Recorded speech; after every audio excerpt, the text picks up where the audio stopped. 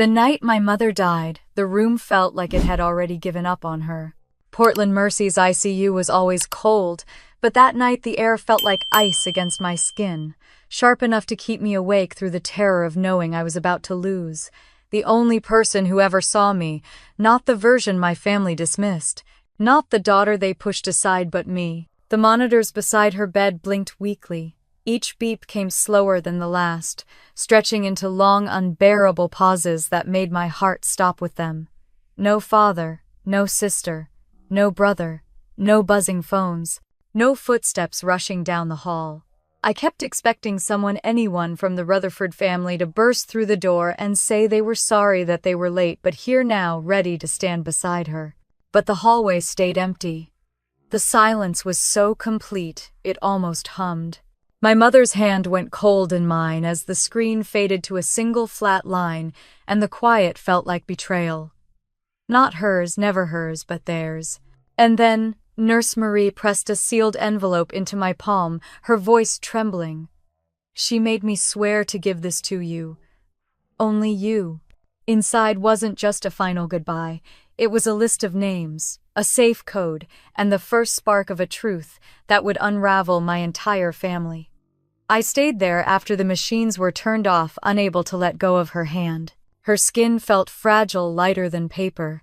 I traced the faint bruise where the IV had been taped and tried to memorize every detail: her stillness, the soft white wisps of her hair, the faint lavender scent she wore even to her doctor's appointments.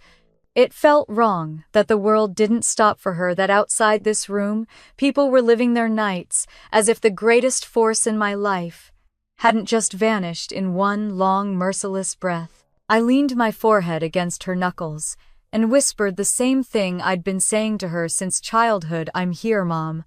I'm right here. At some point, Nurse Marie dimmed the lights and stood quietly by the door. She waited for you, she said. She kept asking if you were coming. You were the only one she wanted. That sentence broke something in me. Not because it surprised me, but because I knew it was true. I was always the one who showed up, even when no one else did. I walked out into the waiting area with the envelope gripped so tightly my fingers ached. The hospital was nearly empty, the kind of empty that echoes. Someone had left a stack of outdated magazines on the coffee table, and a half-dead fern slumped in the corner. I sat down, my body suddenly shaking with the kind of exhaustion that goes deeper than bone. I stared at my phone. Still no messages from them. I thought about calling my father. Or Celeste. Or Damon. I even typed out the words, "Mom is gone," then deleted them. They didn't deserve to hear it from me. They hadn't even deserved her. The envelope sat in my lap like it had its own heartbeat. My name was written across the front in my mother's looping handwriting, but the letters were shaky, like her strength had faded as she wrote it.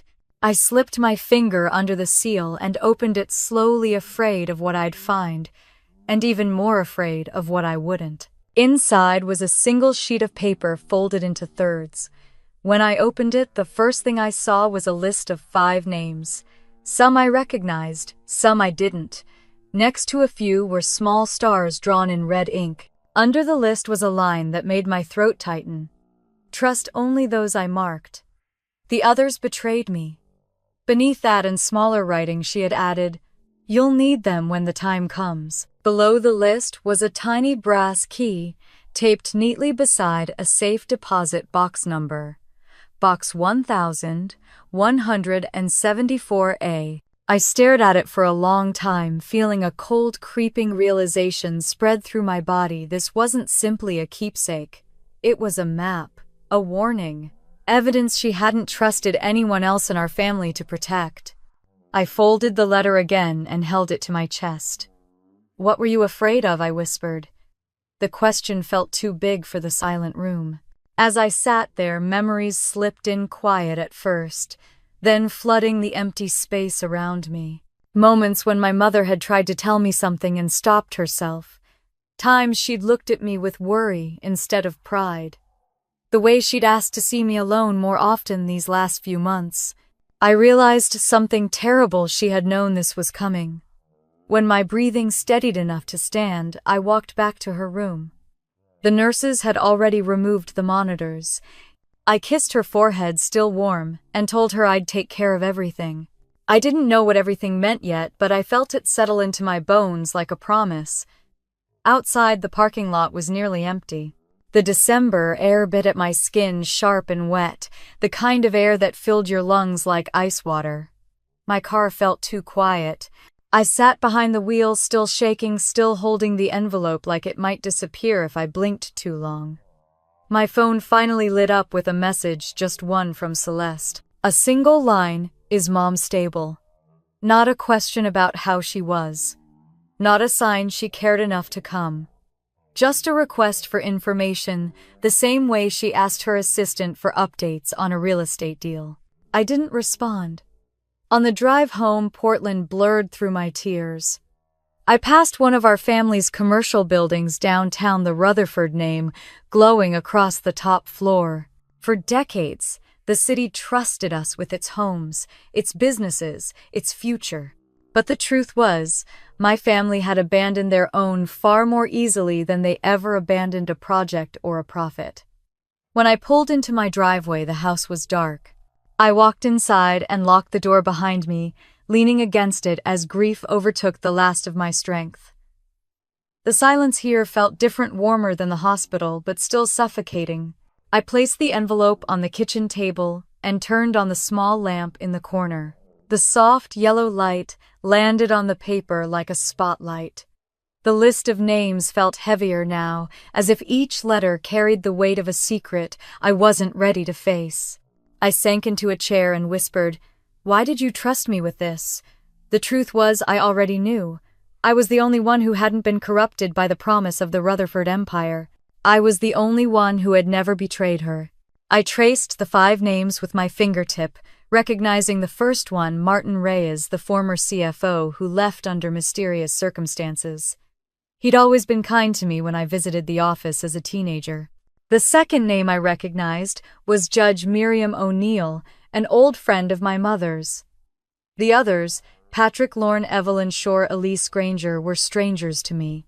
But the red stars beside some of the names sent a chill down my spine. My eyes drifted to the safe deposit key, taped neatly to the bottom. I knew what I had to do. Tomorrow morning I would go to Rosewood Financial Bank. Whatever was waiting in that box was the next step in understanding why my mother had died betrayed and alone. Why my family had vanished when she needed them most. Why she trusted me, the invisible daughter, with her final act. I rested my head on the table, the letter still open before me, and whispered into the quiet room, "I'll find the truth, Mom. I promise." And for the first time that night I felt something other than grief. I felt resolve. I drove through the waking streets of Portland the next morning, my mother's letter tucked inside my coat pocket, its edges warm against my chest from where I'd held it through half the night. Dawn settled low over the skyline in a pale gray haze, the kind that made everything look softer than it really was. As I passed the rows of buildings carrying the Rutherford name, Rutherford Plaza, Rutherford Court, the glass tower of our flagship commercial complex, I felt the same quiet ache pressing into me. These buildings had stood longer and stronger than most families do.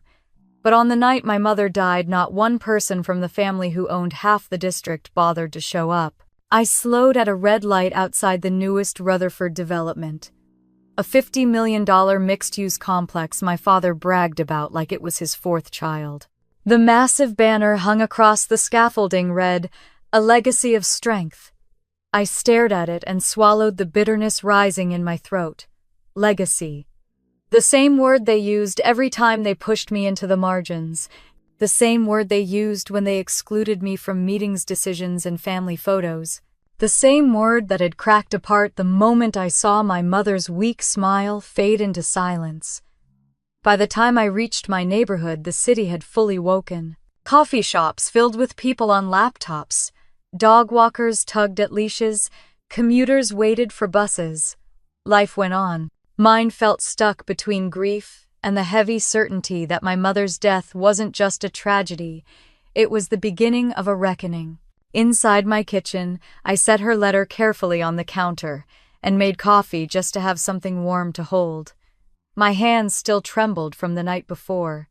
I walked to the small dining table and opened her envelope again, flattening her list of names, the safe deposit code, and the tiny brass key. Each item felt like a puzzle piece my mother had been assembling for years, waiting for the moment I was forced to see the picture clearly. The first name on the list, Martin Reyes, flickered in my memory, the former CFO who left suddenly 3 years ago. Rumors swirled back then, mismanagement, disagreements with my father, maybe even a nervous breakdown. But I remembered the way he'd always smiled at me kindly when I visited the office as a teenager, how he'd once told my mother that I inherited her good instincts. I always liked Martin. I wondered what he had seen or discovered that made my mother trust him enough to mark his name with a red star. The second name, Judge Miriam O'Neill, tugged at something deeper. My mother used to meet her for lunch every few months. She was sharp, poised, the kind of woman who spoke softly but had a presence that filled a room. I could picture her now in her navy suits and elegant scarves. What had she known? What role had she played in whatever truth my mother was protecting? The other names, Patrick Lorne, Evelyn Shore, Elise Granger, were a mystery. I didn't know why they mattered, but the stars next to 2 names told me enough. My mother had been choosing allies long before she ever wrote this letter. I leaned back in my chair, letting memories seep in the ones I tried so hard to ignore over the years. My mother at Christmas 2 years ago, quietly slipping her chair beside me when Celeste placed me at the far end of the table. My mother at family meetings, watching silently as my father and siblings cut me off mid-sentence. My mother checking on me after every gathering as if she knew I was drowning in the shadow of the family name. She always knew. I stood and pulled my coat on, grabbing the letter and the safe deposit key. I didn't know exactly what was in that bank vault, but I knew it was the next step. Before leaving the house, I paused by the bookshelf, where a framed photo of my mother sat, a candid shot of her tending her garden, dirt under her fingernails, her eyes soft and bright. "I'm going," I whispered. "I'll find whatever you left for me." The drive to Rosewood Financial Bank took me past the neighborhoods where Rutherford homes stood in perfect uniformity, rows of houses, designed by the company's architects, all neat and symmetrical little monuments to control and order. I wondered how many people behind those doors knew the truth about the family behind the brand. Probably none. My father had spent his entire life building an image strong enough to outshine the rot in its foundation. My own childhood was built inside that image. I could still see Celeste, even at 10 years old, lifting her chin and mimicking my father's favorite phrase, "Rutherfords don't show weakness." She carried that line like a weapon everywhere she went. Damon echoed it years later, shouting at me when I cried after he humiliated me during a dinner at the country club. "Don't be soft, Ivy. You're embarrassing us." My father never corrected them. He only nodded as if their cruelty was proof they were strong leaders. And I learned how to shrink myself into the quiet corners of the room, into the edges of every family photo, into the background of every conversation. I told myself I didn't mind. But I did. It hurt more than any of them ever realized. My mother was the only one who saw it, the only one who cared enough to place a gentle hand on my back when they tore me down. She told me once, after a particularly brutal dinner, "There's more strength in kindness than in pride. Don't let them convince you otherwise." I didn't understand then how much she meant it. Now I did. When I parked in front of Rosewood Financial, I stared at the bank's stone pillars for a long moment. Safe. Impenetrable. The kind of place you trusted with your most important secrets. I stepped inside, the air cool and quiet, and approached the front desk. The bank manager, a polished man in a gray suit, greeted me with a professional smile. But the moment I handed him my ID and the key, something shifted in his expression. "Ah," he said softly. "Miss Rutherford, your mother told us you'd come one day." My hands tightened around the strap of my bag. That sentence confirmed everything I feared and everything I needed. She'd planned this. She'd known I'd be the only one left standing in her place. The manager led me past the lobby down a private corridor lined with steel doors. Each step echoed the sound bouncing off the cold walls. With every echo, I felt my heartbeat rise. He stopped at a door marked 1174. A inserted a key of his own and gestured for me to do the same. "Take your time," he said gently. "Some things in these boxes are heavier than others." I nodded and pulled the metal drawer open. It slid out smoothly, revealing a simple black folder, a second sealed envelope, and a leather-bound notebook tied with twine. My breath caught. My mother's handwriting covered every visible surface. I sat in the small booth. The manager offered shut the door behind me and stared at the contents. My mother had chosen every item carefully. Each piece felt like a breadcrumb leading me somewhere I wasn't sure I wanted to go. But I couldn't stop now. I touched the notebook first. The leather was worn softer at the corners, the way something becomes after years of use. I knew immediately that this was her personal log, the one she never let out of her sight. The thought made my chest tighten. The second envelope was labeled, "For Ivy's eyes only." My hands shook as I lifted it, too afraid to open it here, but too desperate not to. I set it aside for the moment and pulled the black folder toward me. Inside were copies of documents, financial statements, property transfers, shareholder notes. I didn't know what any of it meant yet, but I knew it wasn't good. I recognized my father's signature on some pages, Damon's handwriting on others. Celeste's initials scrawled across more. My stomach sank. Whatever my mother feared, it was here. I looked at the list of names again. Martin Reyes, Judge O'Neill, and 3 others. My mother hadn't just left me evidence, she'd left me allies. I took a deep breath, my hands trembling over the table. "Okay," I whispered. "I'll follow where you lead." I closed the folder, gathered the notebook, the envelope, and the documents, and walked out of the vault with my heart pounding in my ears. I didn't know that by the end of the day, everything I believed about my family would be shattered. I only knew that my mother trusted me with the truth. And I wasn't going to let her down. The ornament always caught the morning light. A small glass sphere, painted with tiny silver leaves and flecks of gold, the one my mother bought during a Christmas market trip years ago. I was reaching for coffee when my elbow brushed it, sending it gently spinning on its hook. The soft swirl of gold and silver hit me like a punch. Suddenly, I was back inside the Rutherford Hills mansion 2 years earlier, standing in the doorway, while the warmth and color of Christmas wrapped around a night I've never forgotten. On the surface, that Christmas Eve looked perfect. The mansion glowed with thousands of white lights, garlands wrapped every staircase, the smell of pine and cinnamon drifted through the rooms. My father had hired a private choir to greet guests at the entrance. Caterers in crisp uniforms passed champagne on silver trays. Celeste had curated the decorations herself, making sure everything looked expensive enough to impress the Portland elite. I slipped in quietly. No one noticed at first.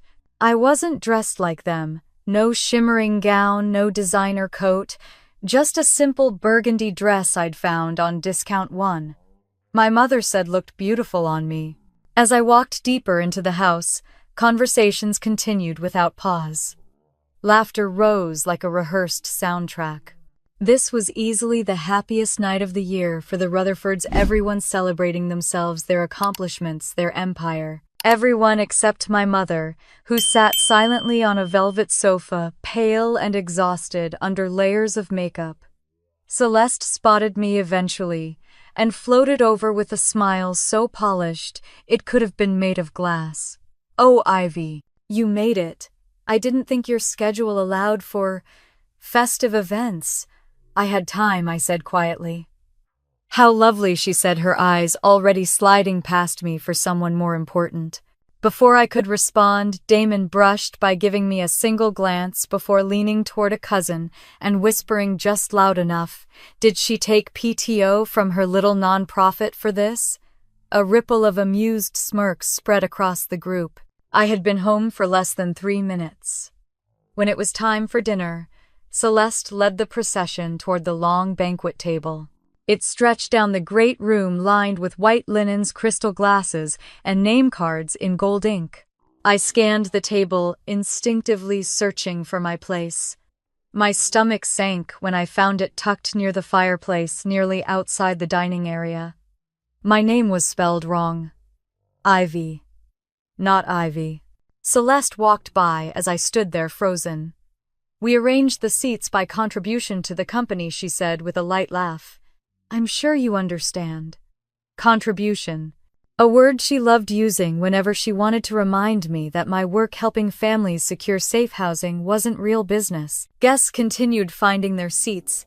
My father took his place at the center directly beneath a new gold banner, "Rutherford Legacy of Future Built on Excellence." Celeste sat beside him, Damon on his other side.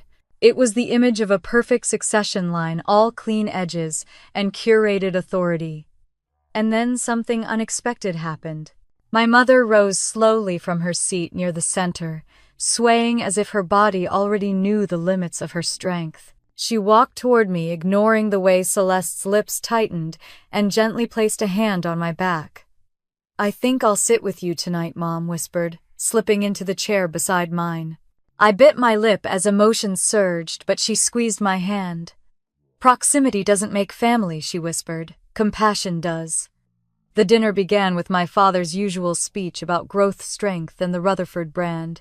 Guests clapped enthusiastically. I clapped too, though. My mother's hand was trembling slightly in mine. She was paler than I'd ever seen her. The plates came out: roast tenderloin, Duchess potatoes, glazed vegetables. I could see Celeste glaring from the upper table. She hated disruptions to her perfect arrangements, even harmless ones like a seating change. When the gift exchange began, the room buzzed with excitement.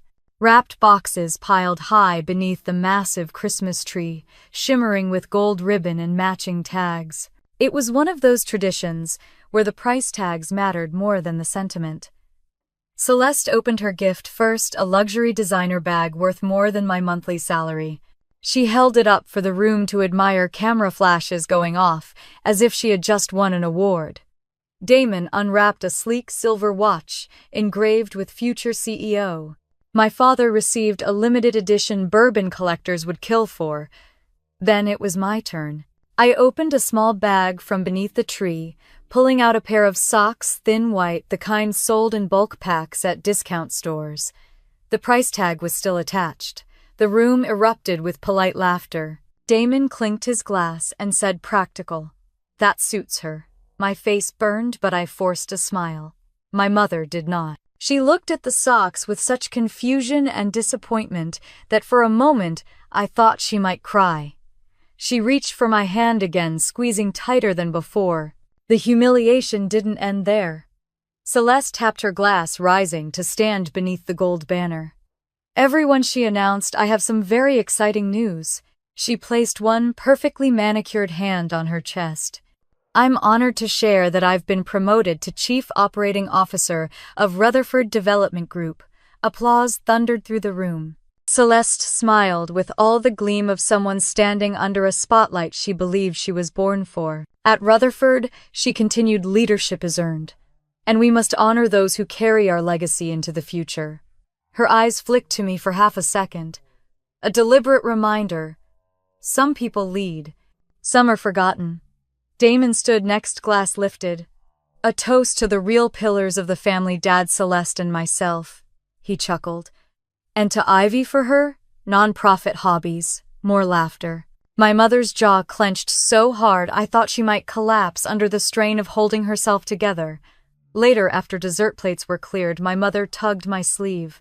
"Walk with me," she whispered. I guided her into the solarium, bathed in the soft glow of fairy lights. She lowered herself into a wicker chair, dusty from disuse. "There are things happening inside this family," she said softly. "Things you're not seeing yet." "What things?" I asked, leaning closer. She swallowed hard. "Promises broken. Choices made behind my back. People I thought I could trust." Her eyes glistened with something deeper than sorrow, fear. Before she could continue, she winced, clutching her chest. "Not now," she whispered. I'll tell you soon, I promise. We sat together in silence for a long time, watching snow drift against the glass. When we returned to the party, Celeste and Damon were standing near the fireplace speaking to my father in low, urgent tones. "She's becoming clingy," Celeste hissed. "It's uncomfortable," Damon muttered. "She's trying to get sympathy. She knows she'll never inherit anything real." My father sighed. "We'll revisit the will after the holidays." I stopped mid-step. My mother, still beside me, froze. For a moment, neither of us breathed. They weren't just excluding me, they were erasing both of us. My mother's eyes filled with silent devastation. She turned away before they could see, and that was the night everything changed. I left early, slipping out a side door while the choir began singing carols for guests who still believed the Rutherford family was built on love and unity. As I drove home through falling snow, I didn't yet know that my mother had already begun her quiet rebellion, that she had already gathered allies and evidence, already planned what she would leave behind for me. All I knew was the heaviness of her heartbreak and the quiet, growing certainty that something inside our family was terribly, dangerously wrong. The call came just after 7 in the morning, sharp enough to slice through my half-sleep like a knife. I fumbled for my phone, expecting a reminder from work or a message from one of the housing clients I'd been helping. Instead, Nurse Marie's voice, tight trembling, rushed into my ear. "Ivy, your mother has been admitted. You should come now." I sat up so fast the room blurred. "Admitted? When what happened? She collapsed at home. The paramedics brought her in an hour ago. Her condition is unstable. Ivy, please hurry." Before I even hung up, I was already pulling on jeans, shoving my arms into a coat, grabbing my keys with shaking hands. I didn't brush my hair. I didn't check the mirror. My heart was pounding too violently to focus on anything except the image of my mother, pale and struggling to breathe.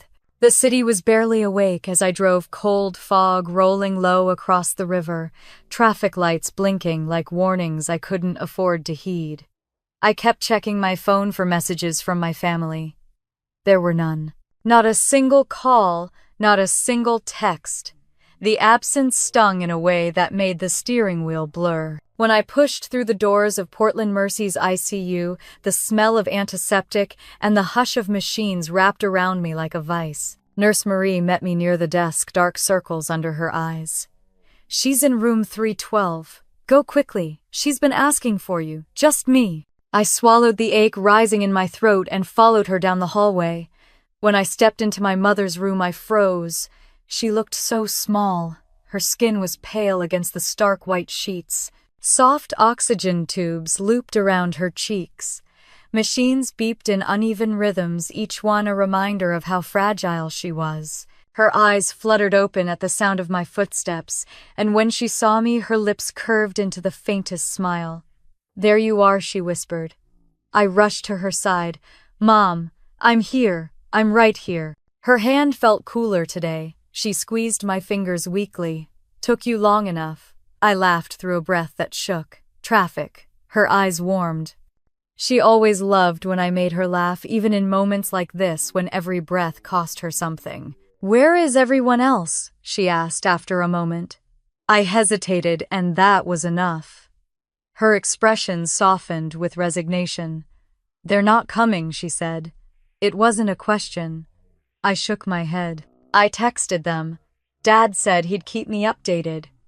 Damon says he's in court. Celeste hasn't answered."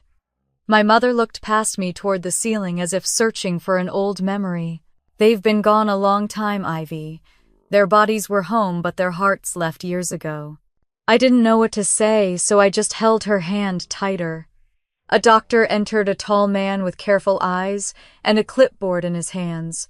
"Miss Rutherford?" He nodded to me. "I'm Dr. Kessler. I've been monitoring your mother's condition." "What's happening?" I asked, my voice barely steady. He exhaled softly.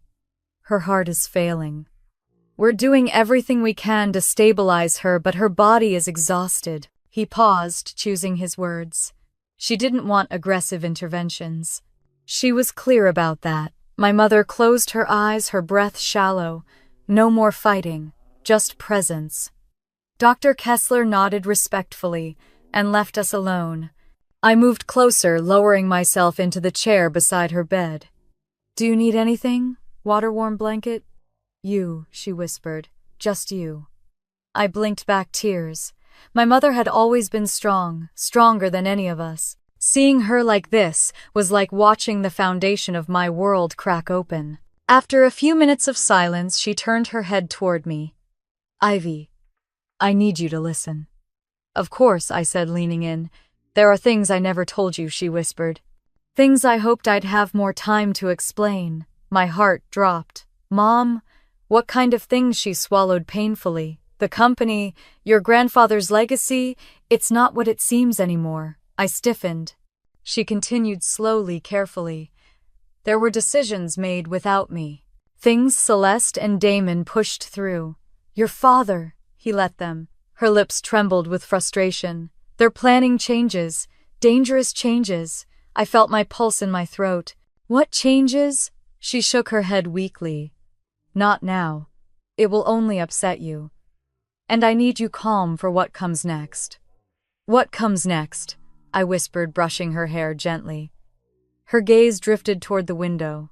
"You'll understand soon." The rest of the morning blurred into a cycle of nurses, checking her vitals machines, beeping her breath, hitching in ways that made my own lungs tighten in sympathy. I texted my family again, short, urgent messages. "Mom is asking for you. Please come. She's fading." Nothing.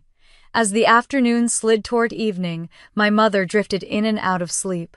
At one point, her eyes opened with surprising clarity. "Come closer," she whispered. I leaned forward, and she grasped my hand with a strength that startled me. "Promise me one thing," she said. "Promise me you won't let them erase what your grandfather built. Promise you won't let them bury the truth." Tears filled my eyes. "I promise." "Good," she breathed, her lips trembling. "Check the letter." I frowned. "The envelope, the one you gave, Nurse Marie." She nodded weakly. "It has the names. The ones you can trust." My mouth went dry. "You said they betrayed you." A small, sad smile touched her lips. "Not all, but enough." Before I could ask anything else, she coughed violently, her entire body trembling. Nurses rushed in, adjusting wires, checking monitors. I stood back helpless because every movement seemed to drain more life from her. Hours felt like seconds. By nightfall, she was barely conscious. I sat at her bedside, telling her stories from when I was little, stories. She once told me stories about gardening and baking and the way she used to hum while folding laundry. Anything to fill the silence. Anything to keep her with me a little longer.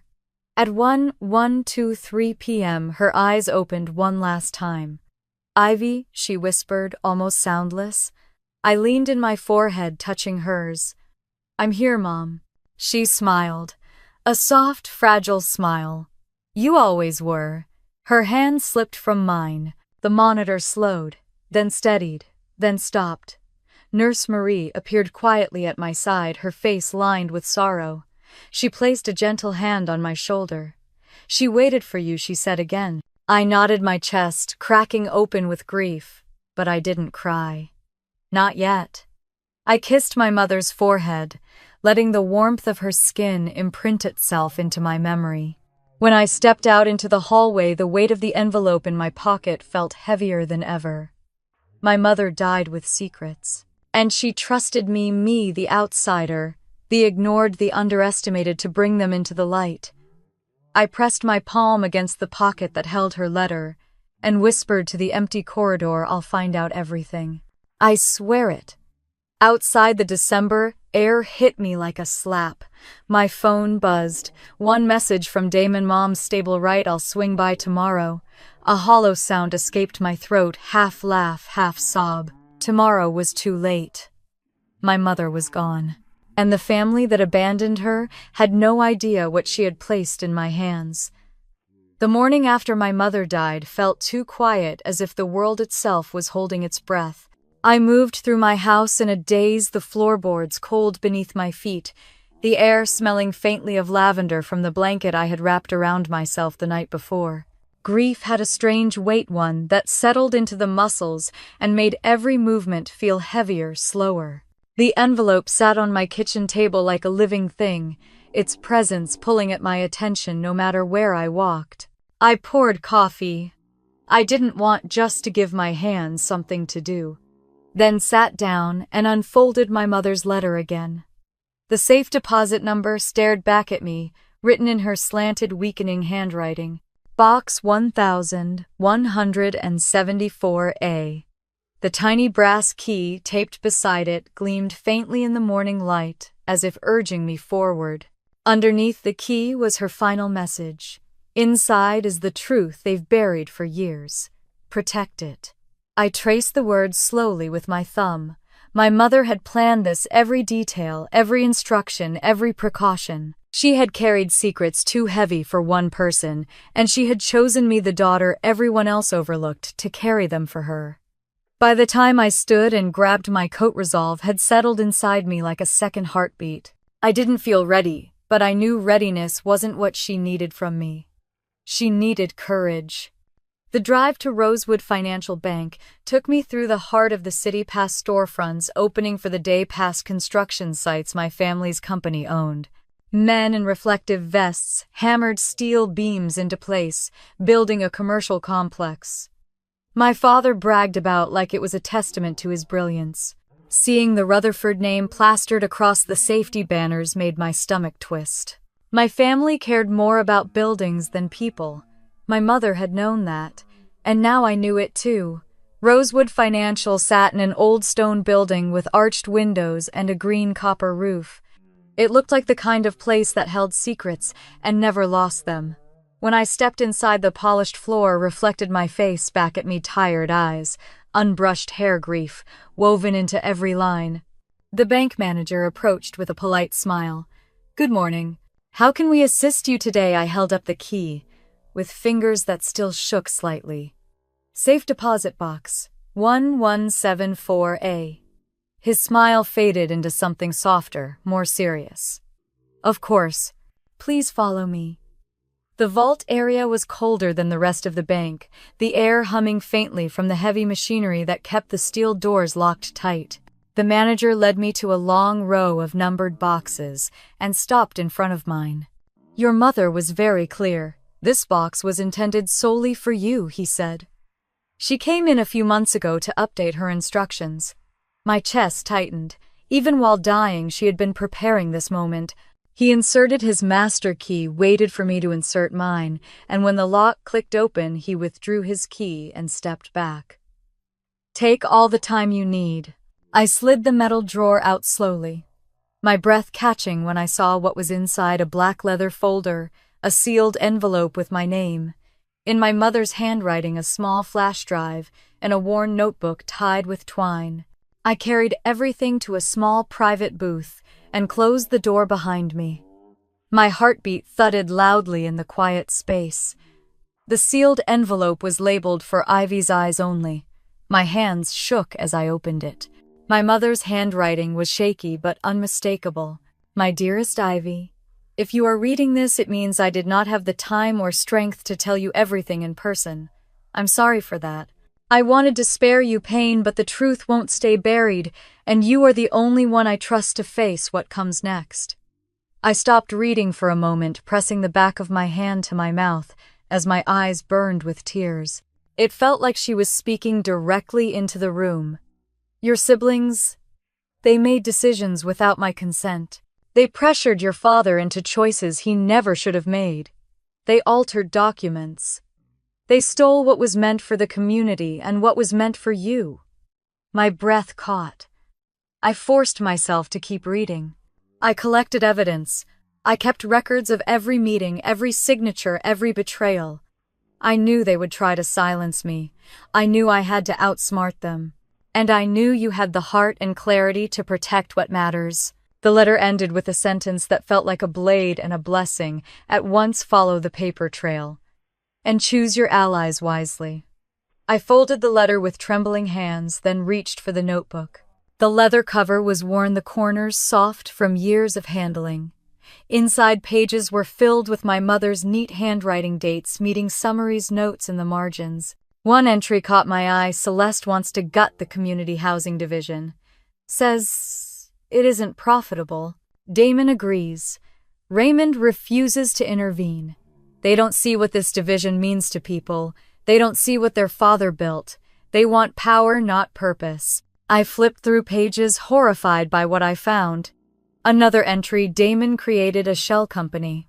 Money is disappearing into it. I confronted him. He said, "I'm too emotional to understand business." Another: Celeste presented a forged document at the board meeting today. She didn't expect me to know what my real signature looks like. My stomach churned. Page after page revealed things so dark I could barely process them. When I reached the black folder, I hesitated before opening it. Something inside me already knew it would confirm what I feared. Inside were copies of legal documents, property transfers, approvals for projects that never existed, signatures that didn't match my mother's handwriting. Side by side, they painted the picture of a slow dismantling of everything my mother had built. The flash drive completed the picture. When I plugged it into the small bank computer in the booth, a series of folders appeared labeled by year. The earliest one, dated 2009, contained spreadsheets with financial discrepancies. The latest one had screenshots of emails. Emails from Damon mocking my mother's memory. Emails from Celeste talking about selling off the community housing division. Emails between accountants discussing redirected funds. One entire document detailed a missing $12 million. I covered my mouth with my hands as nausea rolled through me. My mother had carried this alone for years, betrayed not by strangers but by her own family. And she had kept it all so carefully, so quietly, just to make sure her story wouldn't be erased. When I opened the final document, a name jumped out at me: Patrick Lorne. One of the names on my mother's list. An accountant who had resigned suddenly 3 years ago. The file explained why. He had tried to expose the embezzlement. Damon threatened to ruin him.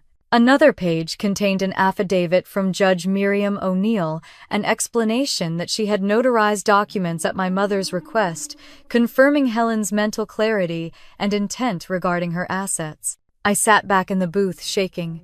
There was no denying the enormity of what I held.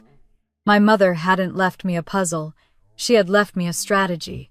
I placed everything back into the folder and hugged it to my chest. The realization settled heavily in my bones. I wasn't just her daughter. I was her last line of defense. As I walked toward the exit, the weight of the folder felt both crushing and electrifying. When I stepped into the cool air outside the bank, my phone buzzed. A message from Celeste's dad: "Wants to meet tonight. Family only. No apology, no explanation." And then another from Damon: "Don't do anything stupid, Ivy." I stared at their messages for a long moment before sliding my phone back into my pocket. Whatever they were planning, whatever they expected, I had something they didn't: the truth. And I wasn't afraid of them anymore. The Rutherford estate sat at the end of a winding drive, flanked by towering evergreens, the kind of trees that made the mansion look older, heavier, more rooted than it deserved to be. I parked halfway down the driveway, letting the engine idle for a moment as I stared at the house. I'd been here thousands of times growing up, yet tonight it felt like a stranger, silent, watching, waiting. The family meeting had been ordered, not requested. Dad's text had read, "Be here at 7, important." No condolences for Mom, no acknowledgement of her passing, just business like always. I killed the engine and stepped out, clutching the folder from the safe deposit box under my coat. The December air was sharp, but it wasn't the cold that made me shiver. It was the dread pooling low in my stomach, the sense that I was walking straight into a storm I didn't fully understand. When I reached the front door, I paused for a breath, then knocked once out of habit before letting myself in. They were all there. Celeste stood by the fireplace, arms crossed, dressed in one of her immaculate cream blouses. Damon sat on the leather sofa, tapping his foot with impatient energy. Dad stood near the bar cart, pouring himself a drink with the stoic expression he wore whenever he had important matters to discuss. All three turned when they heard me enter. Celeste's eyes took me in rumpled coat, tired face, red-rimmed eyes, and she offered a thin, disapproving smile. "You're late." "I'm 10 minutes early," I replied quietly. She shrugged. "Semantics." Dad gestured stiffly toward a seat. "Let's get started." I didn't sit. "Before anything I need to ask. Why weren't any of you at the hospital yesterday?" Damon scoffed. "Ivy, not this again." My jaw tightened. "Mom asked for you. All of you." "We had obligations," Celeste said, lifting her chin. "The world doesn't stop because Mom had a scare." "She didn't have a scare," I snapped before I could stop myself. "She died." An uncomfortable silence dropped over the room. Dad swallowed a sip of whiskey. "Your mother's passing is unfortunate, but that doesn't change what we need to address tonight." I stared at him, disbelief clawing at my throat. "Unfortunate?" Celeste sighed dramatically. "Ivy, don't be emotional. Dad's trying too emotional." My voice shook. "She was your mother too," barely Damon muttered, rising from the sofa to fix himself a drink. "She stopped being part of this family the moment she stopped contributing." A crack rang out before I realized the sound came from the glass in my hand hitting the floor. It shattered across the hardwood, spraying tiny shards. Damon didn't even flinch. "See, emotional." I took a slow breath, forcing my hands not to shake. "What exactly are we addressing tonight?" Dad cleared his throat. "Your mother's estate." My fingers tightened around the folder. "Already she died yesterday. We have a company to protect," Celeste snapped. "Delays are dangerous." "Dangerous to who?" I asked. Celeste's eyes narrowed. "To all of us. We need to realign control. Decisions must be consolidated. Assets secured."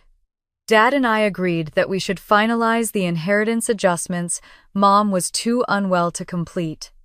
Inheritance adjustments. My stomach sank. "And what adjustments would those be?" I asked. Celeste hesitated just a fraction too long. Dad stepped in. "You're not involved in the business, Ivy. You've made that clear for years. It's only logical that operational control remains with the three of us." "Operational control," I repeated slowly. "Meaning what?" Damon downed his drink and set the glass down loudly. "Meaning you'll sign a disclaimer of interest in the company assets. It's a formality. Standard.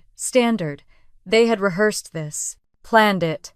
My pulse thundered in my ears as the pieces clicked into place, every cold shoulder, every lie, every meeting from which I was excluded. They hadn't just abandoned Mom at the end. They'd cut her out long before. "And what happens after I sign?" I asked. "You'll still inherit some personal items," Celeste said with a shrug. "Jewelry. Sentimental things. Mom's programs," I whispered. "The community housing. The initiatives she worked on for decades," Damon answered before anyone else could. "Those are being reevaluated. They drain resources, Ivy. They're not profitable." My vision blurred at the edges. Profitable, that word again, that poison. I lifted my gaze slowly. "So Mom dies, and the first thing you do is strip her legacy for parts." "Her legacy is the company," Dad snapped. "No," I said, my voice low. "Her legacy was people." None of them reacted. Not even a flicker of recognition. It hit me then: my mother had died loving people who were incapable of loving her back. Dad nodded toward a file on the coffee table. "Here's the document. Sign it and we'll handle the rest." I felt the last threads of restraint snap inside me. "I'm not signing anything," Damon sighed loudly. I knew she'd be difficult. Celeste rolled her eyes. "This is why Mom never trusted her with anything important." The irony almost made me laugh. They had no idea. I stepped closer to the coffee table and picked up their document with 2 fingers like it was something dirty. My eyes scanned the text. It was exactly what I expected: a formal relinquishment of interest in the company's assets and holdings. I let the paper drop back onto the table. "No," I said again. Dad's expression hardened. "You don't have a choice." I reached into my coat and pulled out my mother's leather folder. "Yes," I whispered, "I do." Celeste's eyes widened. Damon froze mid-step. Dad's jaw clenched. "What's that?" Celeste demanded. I placed the folder gently on the table, letting the silver edge catch the light. "Mom left it for me." Damon laughed nervously. "Oh, please. Mom didn't trust you with a grocery list." I didn't look at him. She trusted me with the truth. Celeste stepped forward, fear flickering in her eyes. "What truth?" "The paper trail," I whispered. "The one she kept for years." Dad paled. "What paper trail?" I met his gaze dead on. "The one that starts with missing funds and ends with forged signatures. You could have heard a pin drop." Celeste's breath hitched. Damon's knuckles went white around his empty glass. Dad's face drained of color, as though someone had pulled the foundation out from under him. I continued my voice, steadying with every word. "I know about the shell companies, the stolen money, the programs you planned to gut. And I know who helped you." Celeste's voice cracked. "You don't know anything." I tapped the folder. "Mom kept everything." Damon took a slow step backward. "She wasn't confused," I said. "She wasn't weak. She wasn't losing her mind." My throat tightened. She was documenting her betrayal. Celeste's voice was barely a whisper. "Where did she get that?" "She didn't get it," I said. "She lived it." Silence swallowed the room whole. I picked up the folder and tucked it under my arm. "I'm leaving," I said quietly. "When you're ready to talk like human beings, not vultures, call me." No one moved. No one stopped me. And as I stepped into the cold night air, I finally understood why my mother put those names, that key, that evidence into my hands. She knew this day would come. She knew her children would choose power over her. She knew they would never choose me. But she also knew something they refused to accept. I wasn't the weak one. I was the one they should have feared. The voicemail came while I was sitting in my car outside a grocery store, hands still gripping the steering wheel, the folder of my mother's documents burning a hole in the passenger seat. I didn't recognize the number, but something in my gut told me to answer. I let it go to voicemail anyway. My nerves were too frayed to deal with one more unknown. When I finally played the message, the voice that spilled through the speaker made my heart stop. "Ivy, this is Martin Reyes. Your mother told me to expect your call someday. I need to speak with you immediately. Please, you're not safe. They know someone has the documents. Don't go home alone tonight." His voice cracked on the last word. I replayed it 3 times, each repetition tightening the pressure in my chest. Martin Reyes, former Rutherford Development Group CFO, fired under suspicious circumstances. The first name on my mother's list. I didn't think. I hit call. He answered on the first ring. "Ivy," he whispered, like saying my name out loud might endanger us both. "Yes, I got your message." He exhaled shakily. Good. I didn't know if... I wasn't sure you'd call. I read Mom's documents. Your name was there. Marked with a star." I paused. "Did she tell you what she was planning?" A soft, bitter laugh. "She didn't need to. I saw what your siblings were doing years ago. Helen was the only one fighting them, and she fought until they pushed her out of her own company." My grip tightened on the phone. "Martin, what do you know?" "Too much," he whispered. "And not nearly enough." A rustling sound, as if he'd turned his head to check behind him. "We can't talk on the phone. It's not safe." Every instinct told me to listen. "Where do we meet?" I asked. "Riverfront Park," he said. "The old pedestrian bridge. Dusk. Walk alone, but make sure you're not followed." I hung up, pulse pounding, as dread curled into my stomach. My siblings weren't just greedy. They weren't just callous. According to my mother's files and now Martin, they were dangerous.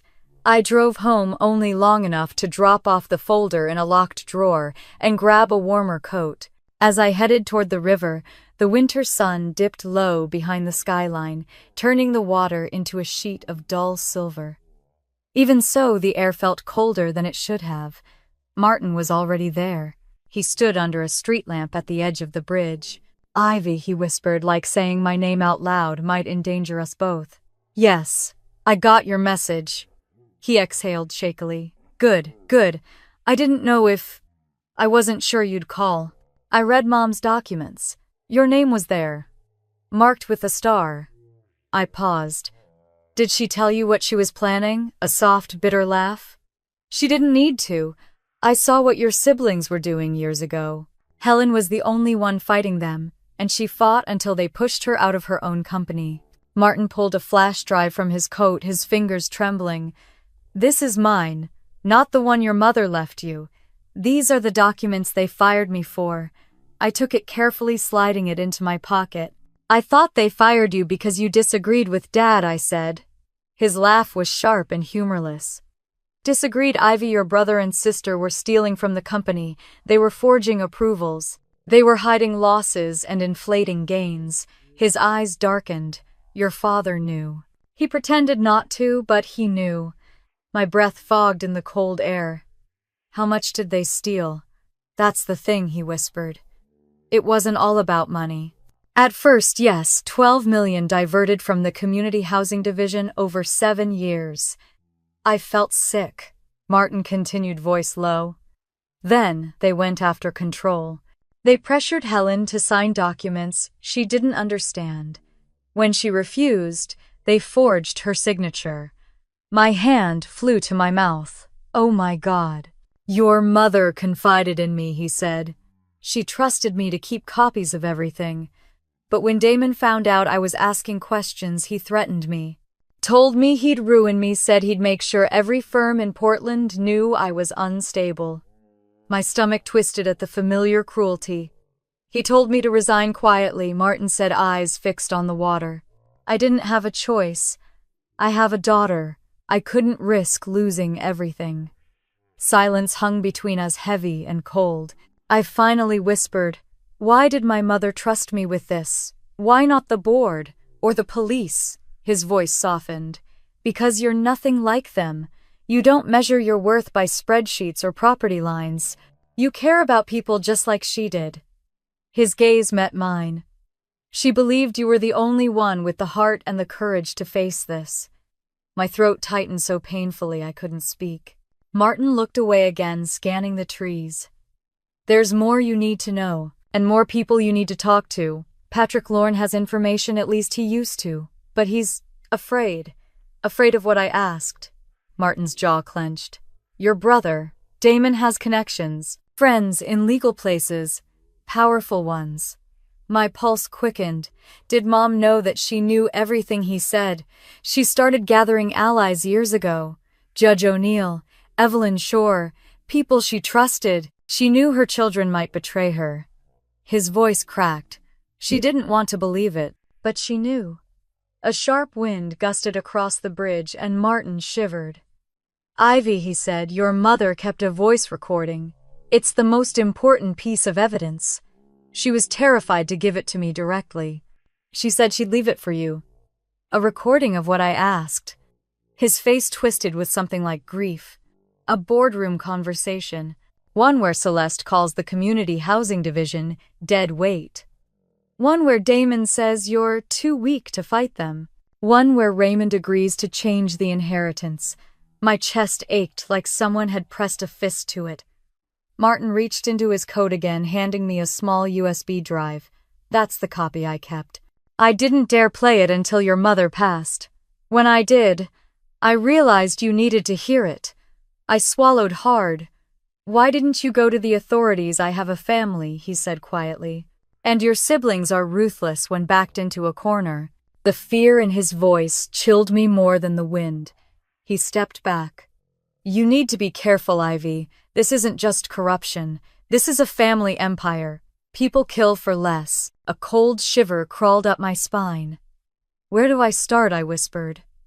With the truth, he said. And with the other names on Helen's list. They all know a part of the story.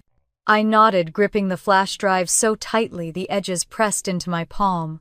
Martin hesitated, then said softly, Your mother told me once that compassion is mistaken for weakness. But she believed it was the strongest thing a leader could have. She saw that in you. His voice wavered. Don't let them break you the way they broke her. I felt tears sting my eyes. I won't. He gave me one last heartbreaking smile, sad, grateful, resigned. Good, he said. Because the next part won't be easy. When he walked away, disappearing into the fog along the riverbank, I stood there alone, the dark water rippling under the bridge. The city lights flickered in the distance. My breath clouded in front of me in uneven bursts. I finally turned toward my car. But as I drove home, headlights appeared behind me, bright, too close, following every turn. When I sped up, they sped up. Cold fear shot through me. Only when I pulled sharply into a gas station did the other car slow, hesitate, then turn away. I sat frozen behind the wheel, heart racing. Martin was right. Finding the truth was dangerous. Exposing it would be deadly. I hadn't stepped foot inside the Rutherford Hills mansion since the night they dismissed my mother's life as an inconvenience, and returning now on Thanksgiving felt like walking into a lion's den with nothing but my mother's notebook tucked beneath my coat. The driveway glimmered under strings of golden lights, valets in black jackets, jogging back and forth while guests climbed out of luxury cars and hurried toward warmth and wine. I stood at the bottom of the steps for a moment, letting the cold air brace me. Every instinct begged me to turn around. But I wasn't here to belong. I was here to disrupt. Inside, the warmth hit me like a wave. Guests filled the marble foyer, music drifted from the live quartet near the staircase, and the dining hall sparkled in perfect coordination. White candles, gold-trimmed china floral centerpieces, taller than the children weaving beneath them. Celeste always did love a spectacle. She spotted me from across the room and approached with a smile so brittle I could hear the crack behind it. "Oh," she said lightly, "you came. How thoughtful." Invitations usually imply that I replied. Her eyes narrowed, but she smoothed the expression quickly. "Dinner starts in 10, Damon said without looking up from his phone. "Try not to sit in the wrong place this year." I ignored him and stepped into the great room. That familiar sensation swept over me, the feeling of entering a space where my presence was tolerated but unwanted, where every conversation seemed to lower in volume when I entered. A cousin whispered to another, "Did she even dress up?" Another murmured, "I thought she wouldn't show." I kept walking.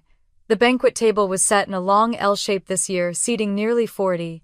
I found the place cards easily. My family always made sure I sat as far from them as possible. My card was placed at the far corner, half a hallway away, practically pressed up against the fireplace tools. Someone had scribbled the name wrong again. Ivy. I lifted the card between two fingers and exhaled slowly. They couldn't even bother to spell my name correctly after 32 years. From across the table, Celeste watched me, her lips curving smugly. Her seating chart was a weapon, and she wielded it with precision. A few seats down, my mother's chair sat empty, draped with a soft shawl. Raymond had insisted it remain that way for tradition, he said, though he barely acknowledged her presence in the last years of her life. Seeing that empty chair tightened something inside my chest. The sound of glass clinking echoed through the room, signaling the beginning of dinner. I took my seat alone as servers placed dishes before us. Laughter filled the air, loud, confident, scripted. When the first toast began, Raymond stood lifting his crystal glass in performative solemnity. "Family is our foundation," he announced. "A legacy built on unity, strength, and leadership." I almost choked on my water. He continued, voice rich and booming. "We honor those who dedicate themselves to maintaining the Rutherford name." My eyes flicked to Celeste, who beamed as though spotlights were trained on her. Damon smirked proudly. Then Raymond said something that made my hands go still. "And this year," he declared, "we prepare for the next chapter of Rutherford leadership." A ripple of applause spread down the table. My stomach twisted. I knew what next chapter meant. Coming from him, more consolidation, more erasure, more power shoved into the hands that least deserved it. I kept my gaze on my plate, letting their pride wash over me like static. After appetizers were cleared, Celeste tapped her glass. "Before we move on," she announced, "I'd like to share exciting news." Of course she would. "I've been selected to lead our next expansion project," she said, her voice bright with triumph. A reallocation of assets within the company. My chest tightened. Assets, company, reallocation. The words echoed the documents in my mother's folder. Celeste continued. Some outdated divisions will be downsized or restructured to maximize profitability. My fork clattered against my plate. Outdated, divisions, maximize profitability, community housing, senior support centers, affordable housing units, all of Mom's programs. Celeste was planning to gut them. Damon took a turn, next rising with a poorly concealed smirk. And let's not forget the real pillars of this family, he said, raising his glass. Dad, Celeste, and myself working tirelessly to keep the Rutherford name at the forefront of Portland's development sector. He paused dramatically, and Ivy, the room quieted, all eyes shifting toward me, always doing her best to support whatever it is she supports. A wave of laughter rolled through the table. The buildings with the Rutherford name still stood tall, but for the first time I wasn't looking up at them like an outsider. Mom trusted me for a reason, and now I finally understood why. The battles were ending, but the war for her legacy had only just begun. The building was still dark when I arrived, the sky only beginning to pale behind the downtown skyline. Rutherford Development Group loomed ahead, tall and quiet, its glass catching the faintest hint of morning light. A calm I didn't recognize settled over me. I reached the front, set my small tote bag on the edge of the table, and pulled out the USB drive Martin had given me. I need to say something, I said, my voice steady but loud enough to fill the room. The dining hall fell silent. At the hospital, I continued, Mom told me she kept receipts. She said truth doesn't disappear just because powerful people hide it. Celeste's face drained of color. Damon stiffened. Raymond's hand froze midair, still holding his fork. Ivy, Celeste began stepping forward. I held up the USB. This is one of them. Before anyone could stop me, I reached behind the head table and connected the drive to the AV panel used for company presentations.